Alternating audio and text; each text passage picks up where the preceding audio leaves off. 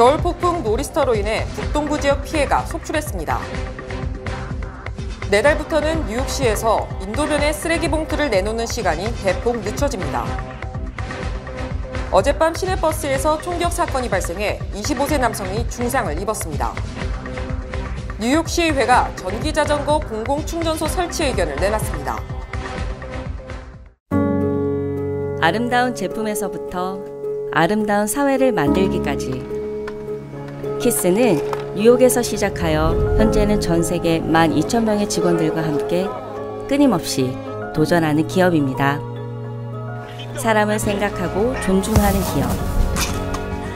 키스는 한인들이 사회의 주인공이 될 수 있도록 든든한 버팀목이 되겠습니다. 글로벌 뷰티 기업 키스. 시청자 여러분 안녕하십니까? 3월 15일 수요일 TKC 뉴스데스크 첫 소식입니다. 때늦게 찾아온 겨울 폭풍 노리스터로 인해 북동부 지역 약 27만 가구가 정전 피해를 겪는 등 피해가 속출했습니다. 보도에 박하율 기자입니다. 어제 오후 2시 기준 해안성 폭풍인 노리스터의 영향으로 시속 55마일에 달하는 강풍과 최대 28인치에 달하는 폭설이 내리면서 정전과 항공편 지연, 취소 등 여러 피해가 발생했습니다. 전국 정전 피해 통계 사이트 파워 아우티지에 따르면 이날 오후 2시 뉴욕주 미드 허드슨, 캐피탈 리전, 노스컨트리 지역 등에서 9만 가구가 정전 피해를 입은 것으로 나타났습니다. 뉴햄프셔주에서는 7만 6,700가구가, 매사추세츠주에서는 6만 3천 가구, 버몬트주에서는 3만 가구, 커네티컷주에서는 1만 가구가 정전 피해를 겪었습니다. 국립기상청은 눈이 가장 많이 내린 지역이 어제 오전 11시 기준 28인치의 눈이 쌓인 매사추세츠주 버크셔 카운티의 윈저라고 발표했습니다. 매사추세츠주 프랭클린 카운티에도 24인치에 달하는 폭설이 내렸고 뉴햄프셔주 남부 지역에도 11인치에 달하는 눈이 내렸습니다. 강풍과 폭설로 항공편 또한 지연 취소됐습니다.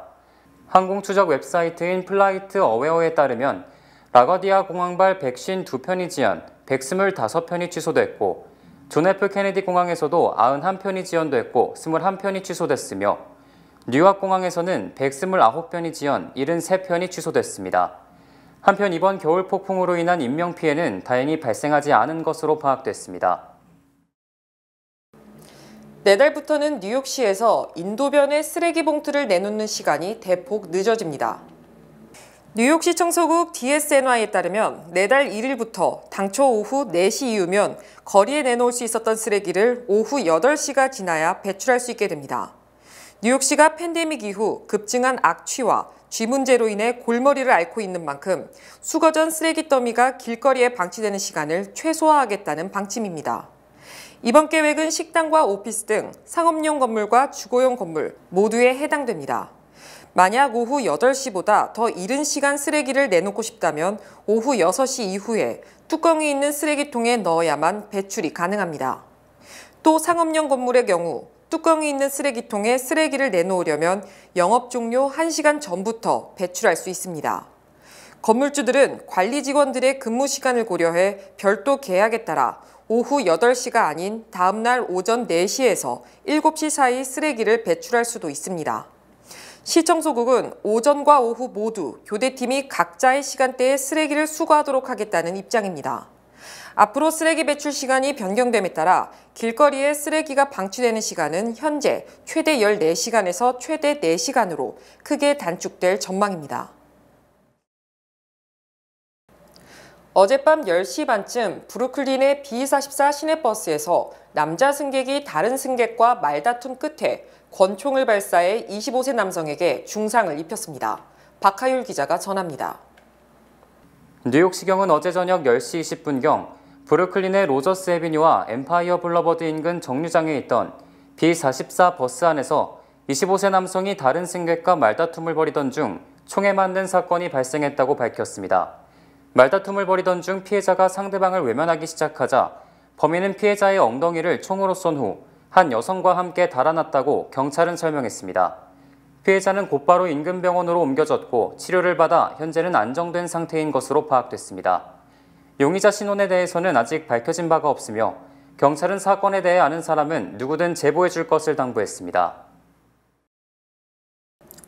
전기자전거 배터리로 촉발된 화재가 연달아 발생하면서 뉴욕 시내에 우려의 물결을 일으키고 있는 가운데 뉴욕시의회가 전기자전거 공공충전소 설치 의견을 내놨습니다. 박하율 기자가 전합니다.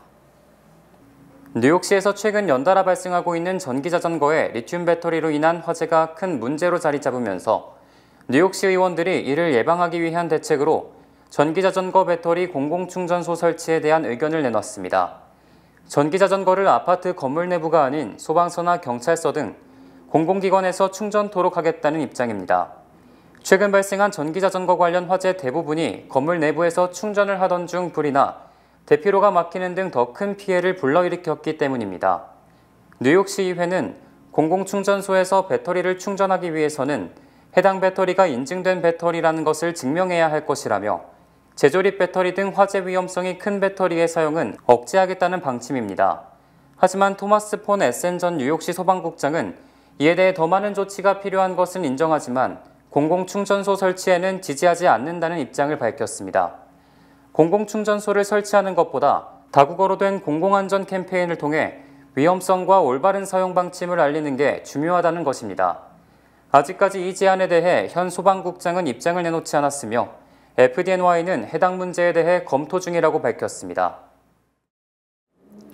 탈북민의 인권운동을 펼쳐온 마영애 대표가 북한의 핵무기 발사에 대한 규탄 시위를 벌였습니다. 어제 뉴욕 맨하탄 820번지 북한 대표부와 유엔 청사 앞에서 그동안 탈북민의 인권운동에 앞장서온 마영애 대표는 북한인민해방전선, 세계탈북여성연합 회원들과 함께 집회를 열고 북한의 미사일과 핵도발에 대한 규탄 시위를 펼쳤습니다. 이들은 북한 정권이 미사일 도발과 핵실험 등을 일삼으면서 2,300만 북한 주민들을 아사로 내몰고 있다고 말했습니다. 마영애 대표는 북한 주민들은 식량이 없어 아사자가 발생하고 있는데 김정은이 매일같이 미사일을 쏘아대고 있는 데에 격분한다. 골프장에서 이제는 바다 한가운데서 미사일 도발을 강행하고 있는 김정은을 규탄하기 위해 한국의 탈북군인단체와 인권활동가들이 오늘 이 자리에 모였다고 전했습니다. 이날 시위에는 뉴욕의 구국동지회를 비롯한 한인사회 지도자들도 함께해 이들의 뜻을 지지했습니다. 냉전 이후 처음으로 미국 무인기와 러시아 전투기가 흑해상공에서 충돌, 미국 무인기가 추락하는 초유의 사건이 발생했습니다. 국방부는 어제 흑해상공 국제공역에서 감시 임무를 수행하던 미국 무인기 리퍼의 근처에 러시아의 수호이 27 전투기 2대가 갑자기 접근해 30분에서 40분간 주변을 선회하며 드론 위로 항공기 연료를 뿌리며 진로를 방해했다고 밝혔습니다. 그 뒤 아침 7시 3분쯤 수호이 27 전투기 한 대가 드론의 프로펠러와 충돌, 드론은 인근 국제수역으로 추락했고 러시아 전투기 2대도 기체 손상을 입고 추락할 뻔했으나 가까스로 착륙에 성공했다고 설명했습니다. 미국 무인기 리퍼는 날개 폭만 20m에 달하는 대형 무인기로 헬파이어 미사일 등 정밀 타격이 가능한 무기를 장착할 수 있으며 한 대당 가격이 3,200만 달러에 달합니다. 특히 이는 냉전 이후 미국과 러시아의 사상 첫 직접 충돌로 미국은 국제공역에 대한 러시아의 요격 시도라며 러시아의 행위를 맹비판하고 당시 상황이 담긴 영상을 공개할 수도 있다고 밝혔습니다. 또 국무부는 아나톨리 안토노프 주미 러시아 대사를 조치, 엄중 경고를 전달했습니다. 반면 러시아는 해당 지역은 러시아가 설정한 통제구역이며 미국이 이를 침범해 러시아가 대응 출격했으며 실제 충돌은 없었다고 주장했습니다. 연방 법무부 등 사법당국이 최근 사실상 도산 사태에 빠진 실리콘밸리뱅크와 시그니처뱅크의 불법성 여부에 대한 수사에 착수했습니다. 월스트리트저널은 법무부와 연방증권거래위원회가 각각 실리콘밸리뱅크 조사에 나섰으며 아직 예비조사 단계이므로 당장 며칠 내에 기소나 고발로 이어질 가능성은 없다고 보도했습니다.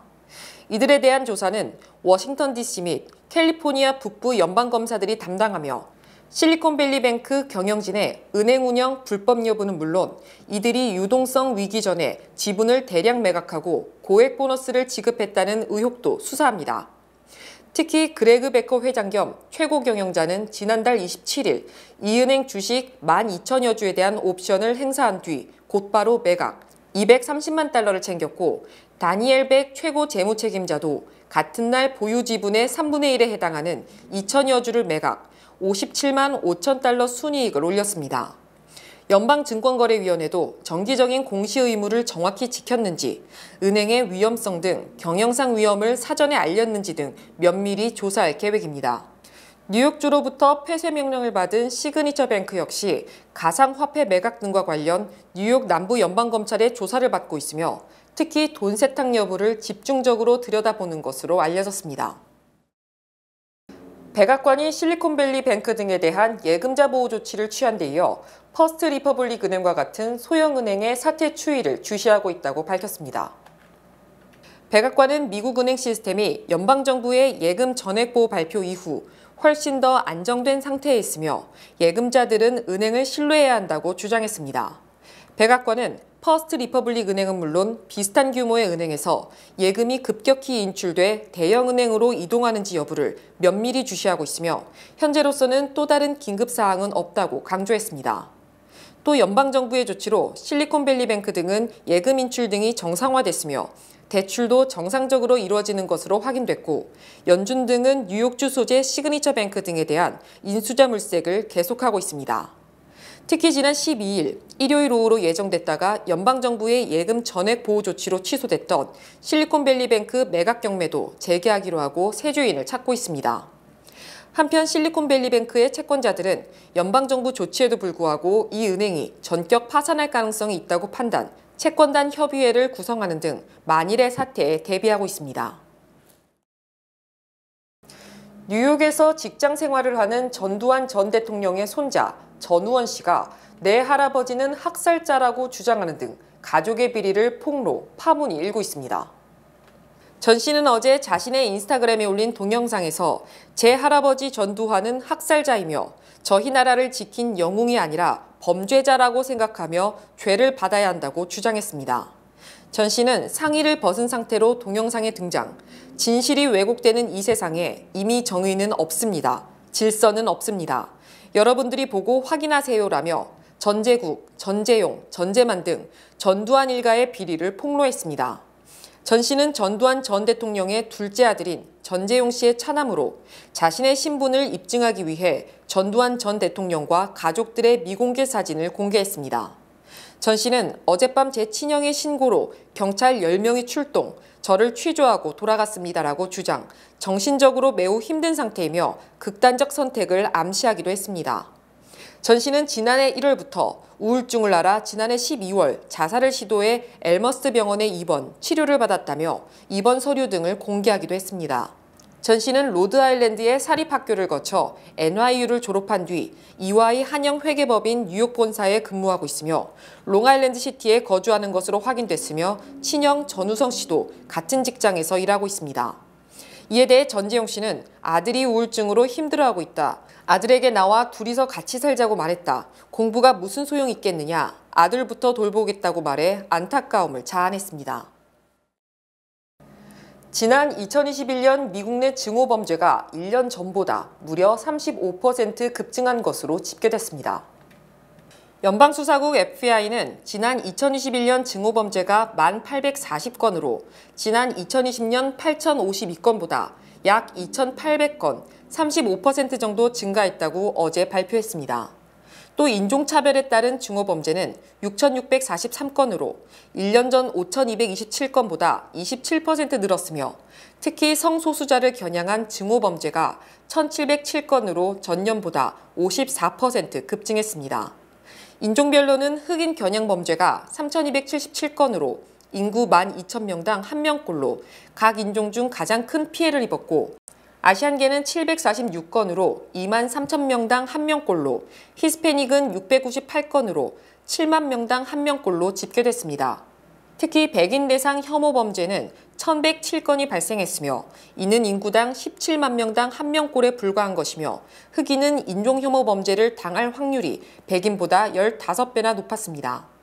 한편 종교 문제에 따른 증오 범죄도 1,510건으로 전년 1,244건보다 27% 늘었습니다. 뉴욕시가 전국 주요 도시 중 출퇴근 시간 교통 혼잡이 가장 심각한 것으로 조사됐습니다. 내비게이션 업체 톰톰이 발표한 2022년 전 세계 주요 도시 교통 혼잡도에 따르면 뉴욕시는 출퇴근 시간대 차량의 평균 운행 속도가 시속 12마일이며 1년 동안 출퇴근에 걸리는 시간이 236시간에 달했습니다. 또 뉴욕시는 출퇴근 시간 6마일 이동에 걸리는 시간이 23분 39초로 나타났습니다. 출퇴근 시간 교통 혼잡도 2위는 워싱턴 DC로 시속 15마일, 1년간 출퇴근 소요 시간이 196시간으로 뉴욕은 워싱턴 DC보다 40시간이 더 많았습니다. 또 뉴욕시는 6마일 이동에 걸리는 시간이 전년 대비 67초 더 늘어나는 등 교통 혼잡도가 전혀 개선되지 않은 것으로 나타났습니다. 특히 뉴욕시 운전자들은 한 해 동안 228시간을 운전하면 107시간을 차량 정체 구간에서 허비했으며 기름값은 $461로 111달러를 정체 구간에 낭비했습니다. 교통 혼잡도 10개 도시 중 9위인 필라델피아를 제외하면 9개 도시 모두 6마일 이동 시간이 전년보다 최소 30초 이상 증가했습니다. 미국 납세자 10명 중 8명은 세금 납부보다 인플레이션, 즉 물가 상승을 더 우려하는 것으로 조사됐습니다. 금융정보업체 월렛허브 설문조사 결과 납세자의 절대 다수인 81%가 올해 자신이 낼 세금보다 인플레이션이 더 걱정이라고 답했습니다. 또 응답자의 3분의 2가 넘는 73%는 정부가 세금을 걷어서 현명하게 사용하지 못한다고 답했고 72%는 현재 세금이 지나치게 많다고 답했습니다. 이외에도 납세자의 3분의 1 정도인 34%는 세금 보고 관련해 충분한 정도로 돈이 없는 것이 걱정이라고 답했고 23%는 세금 보고와 관련 계산을 잘못했을 가능성을, 22%는 세금 보고 뒤 혹시 세무조사를 받을지 우려하는 것으로 나타났습니다.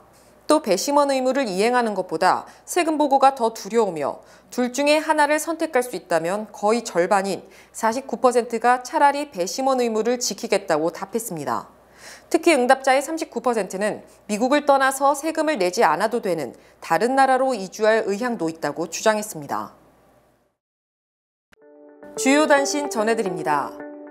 지난 2017년 맨해튼에서 트럭으로 자전거 도로로 돌진, 8명을 숨지게 하고 12명에게 부상을 입힌 피의자에게 사형이 아닌 종신형이 선고됐습니다. 테슬라가 자사 생산 차량의 수리와 정비를 독점하고 순정 부품만 사용하도록 강요해 고액의 수리비를 청구하는 것은 독점 행위라며 캘리포니아 지역 소비자가 소송을 제기했습니다. 지난 13일 밤 9시 반쯤 롱아일랜드 이스트메도 한 주택에서 일산화탄소가 유출되면서 어린이 4명을 포함한 10명이 부상을 입었습니다. 대한항공이 오는 26일부터 뉴욕 인천 노선의 주간편 기종을 현행 보잉 747에서 에어버스 380으로 변경하고 뉴욕 출발 시간도 오후 1시에서 1시 50분으로 늦춰집니다. 북한 주민의 42%가 식량 부족으로 영양실조에 시달리고 있으며 여성들이 가정폭력과 성폭력에 노출돼 있다고 유엔 북한인권 특별보고관이 밝혔습니다. 페이스북 모 회사인 메타 플랫폼이 지난해 11월 11,000명을 해고한 지 넉 달 만에 다시 10,000명을 해고할 것이라고 밝혔습니다. 현대차의 산타페와 투싼, 기아차의 텔루라이드와 EV6 K5가 US 뉴스 앤 월드 리포트가 선정한 각 부분 최고의 가족용 차량으로 뽑혔습니다. 해산물과 견과류, 통곡류, 채소 등 지중해 식단을 따르는 여성이 그렇지 않은 여성보다 심장병에 걸릴 확률이 24% 낮은 것으로 나타났습니다. 이상으로 3월 15일 수요일 TKC 뉴스데스크 여기서 마치겠습니다. 시청해주신 여러분 고맙습니다.